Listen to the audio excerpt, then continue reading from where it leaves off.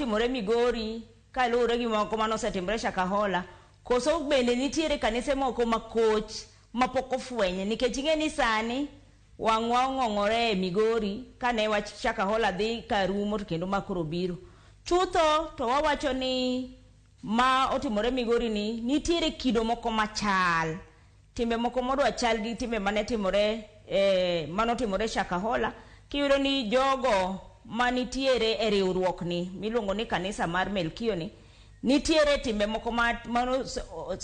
wachore ni otimore e kanyakla mar oganda no maket gi gigo mane timore Shakahola. Kuom achiel kuomgi gin jogo mane osewacho ni gin koro gilema,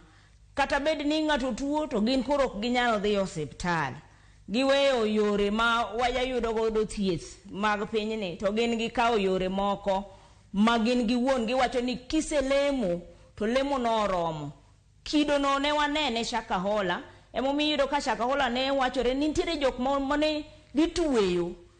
moro makoro kalo tong', ng'ato tweyo matundo kar tho nikech otweyo no lamo. Mago gik moko ma gore mbumbum ni Kamelkio kacha, gik makamago be chal ni osebedo katimre nikech ji nie lamo, ji nie tweyo, gin koro girango mana lemo, makoro nitiere gik moko monego bed ni gitimo maratich gipogore go, koro gitimo magin din gi no